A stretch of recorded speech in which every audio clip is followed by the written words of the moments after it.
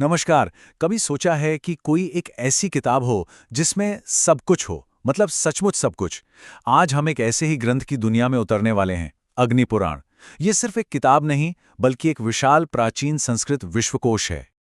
लेकिन सबसे बड़ा सवाल तो ये है कि आखिर अग्नि के देवता यानी गॉड ऑफ फायर उन्होंने ही पूरे ब्रह्मांड का राज क्यों खोला। और यकीन मानिए, यही एक सवाल इस पूरे अद्भुत ग्रंथ को समझने की चाबी है। तो चलिए पता लगाते हैं। इसका जवाब कहीं दूर नहीं, बल्कि ग्रंथ की शुरुआत में ही छिपा है, ठीक उसी तरीके में जिस तरह से ये ज्ञान हम तक पहुंचाया गया। आप देखिए, जो बात इसे सच में फैसिनेटिंग बनाती है वो ये है कि ये पूरा पुराण असल में एक डिवाइन डायलॉग है, एक बातचीत। किसके बीच? अग्निदेव और महान ऋषि वशिष्ठ के बीच। और ये सब पहले अध्याय से ही शुरू हो जाता है। तो पुराण का मतलब क्या है? सीधा सा मतलब है प्राचीन काल का। इसे एक तरह का डिवाइन एनसाइक्लोपीडिया समझ सकते हैं। और अग्नि पुराण तो इसका परफेक्ट उदाहरण है। मतलब शायद ही कोई ऐसा विषय हो जिसके बारे में इसमें ज्ञान ना हो।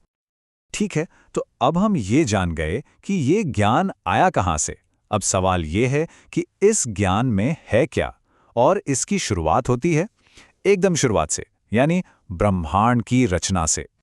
पुराण के अध्याय 17 के मुताबिक सब कुछ एक ब्रह्मांडीय अंडे, जिसे ब्रह्मांड कहा गया है, उससे शुरू होता है। सोचिए, इसी एक अंडे से पूरा का पूरा यूनिवर्स और उसकी हर एक चीज निकलती है। और यहीं से उन दिव्य कहानियों का मंच सजता है जो आगे आने वाली हैं। अच्छा, ब्रह्मांड तो बन गया, लेकिन अब उसे संतुलन में भी तो रखना है, राइट? और बस यहीं पर अवतार का कॉन्सेप्ट आता है। तो इस पुराण का एक बहुत बड़ा हिस्सा भगवान विष्णु के अवतारों की कहानियों के लिए है। देखिए, जब भी धरती पर कॉस्मिक बैलेंस यानी धर्म बिगड़ता है तो उसे ठीक करने के लिए विष्णु अवतार लेते हैं। जैसे मत्स्य, कूर्म, राम और कृष्ण। इन सब की कहानियां हमें यही बताती हैं। और बात सिर्फ बड़े अवतारों की नहीं है। इस पुराण में तो कई दूसरे देवी देवताओं का भी इतना डिटेल्ड वर्णन है। ये हमें उस समय की माइथोलॉजी और विजुअल दुनिया की एक शानदार झलक देता है। चलिए कुछ मुख्य अवतारों पर एक क्विक रन थ्रू करते हैं।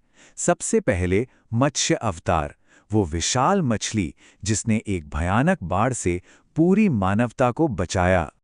फिर आते हैं कूर्म अवतार, वो विशाल कछुआ जिसने अपनी पीठ पर पूरा का पूरा मंदार पर्वत उठा लिया था।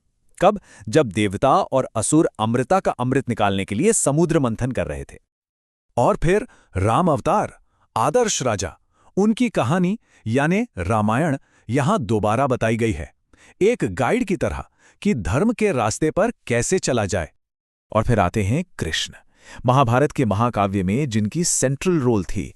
उनके जीवन और उनकी शिक्षाओं का पूरा सार हमें यहां मिलता है। लेकिन एक मिनट, यहां एक सवाल उठता है। ये तो कहानियों की किताब है, राइट? तो फिर इसमें पूजा और रिचुअल्स के इतने सटीक इंस्ट्रक्शंस क्यों हैं? ये दोनों चीजें जुड़ी कैसे हैं?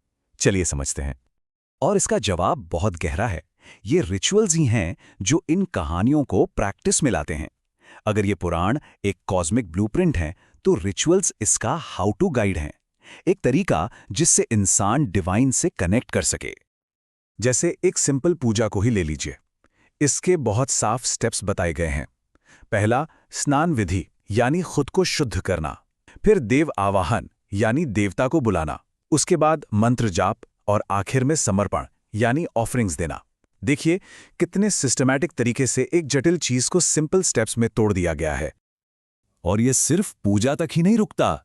आप यकीन नहीं करेंगे, इसमें मंदिर बनाने की पूरी आर्किटेक्चर के बारे में चैप्टर्स हैं। मतलब नींव से लेकर ऊपर शिखर तक हर एक चीज का डिटेल। इससे पता चलता है कि यह ग्रंथ कितना ज्यादा कॉम्प्रिहेंसिव है। तो अब इन सारे टुकड़ों को जोड़ के देखते हैं।